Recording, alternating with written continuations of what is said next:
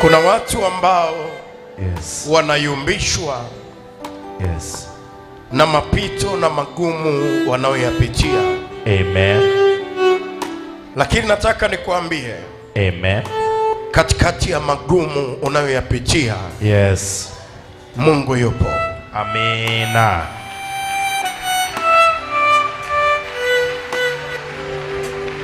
Na ndio maana hayatakuteketeza. Amen. Hayatakuangamiza. Amina.